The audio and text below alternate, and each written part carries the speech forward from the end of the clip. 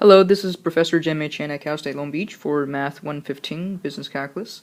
This is the second half of the discussion on the approximation analysis and marginal analysis. So the marginal analysis is simply the special case of the approximation theory we discussed before, where the change in the input, i.e. the delta x, is set to be equal to 1 in the previous discussion. Some of the terms that we need to use in the following discussions are the cost function, the revenue function, and the profit function. So we're going to denote these by C, R, and P, respectively. So if you look at the approximation theory equation down in the middle there, whereas the delta C is approximated by C prime of Q times delta Q, if we let delta Q be equal to 1, for that part, then you simply get the delta C is approximated by C prime of Q. But the fact that we're using the C prime evaluated at the current point Q to approximate the change in the output is called the marginal analysis. So in summary, marginal analysis says for the following, in particular if you look at the parameter, if you look at the variable C, just the cost function, when we calculate C prime and evaluate it at the point Q, it basically gives the cost of producing the Q plus 1st unit. Similarly, if you calculate the derivative of revenue function, which is the R prime, and then evaluate it at the current point of Q, it gives the revenue, it gives the approximation of the revenue from selling the Q plus 1st units. Same thing for the profit function as well. If you compare that approximation to the actual change in cost, revenue, and P, you notice that the derivative gives you the approximation, while doing the actual differencing gives you the actual change in the outputs. So if you look at an example of using marginal analysis idea to do approximation, on the following question, manufacturer's total monthly revenue is R of Q equals 150 Q minus 0.04 Q squared dollars, where Q units are produced and sold during the month. Currently, the manufacturer is producing 50 units a month and is planning to increase the monthly output by 1 unit.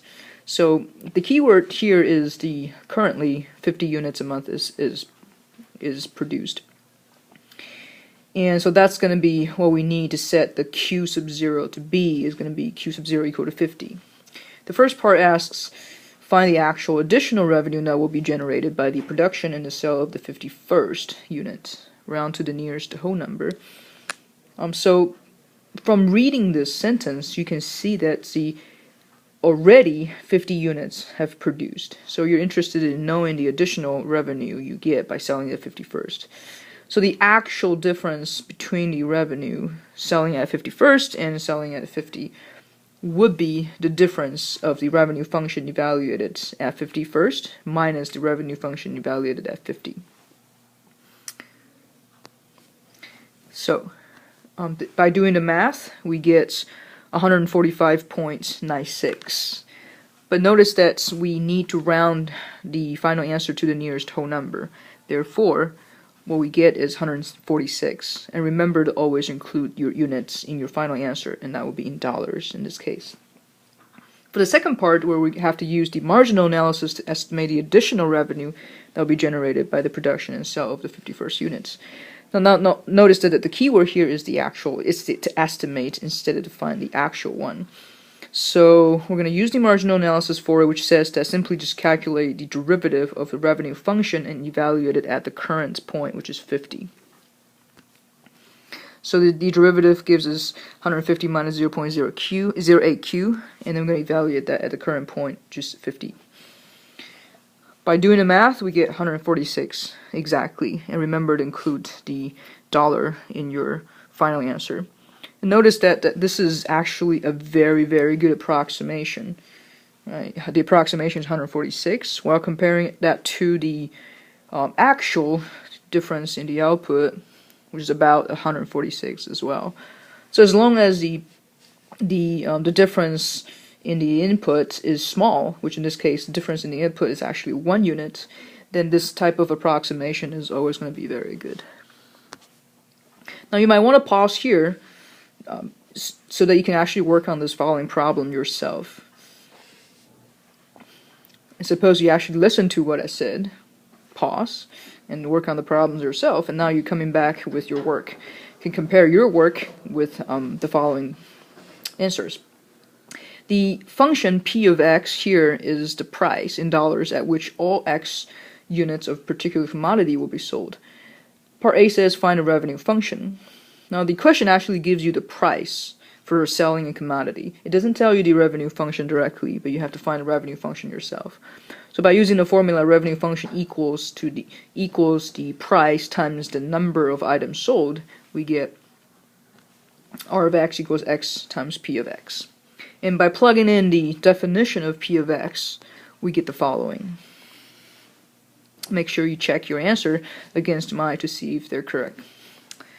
For part B, we have to find the actual revenue from the sale of the 6th units round to the nearest 100th digits. Notice that this is assuming that 5 units have already sold, so the current standing point is actually at 5. So we're going to let x sub 0 be equal to 5. And by selling the 6th units, we're going to get, so we're going to evaluate the revenue function at the 6th unit and minus the revenue function evaluated at the current unit, which is 5.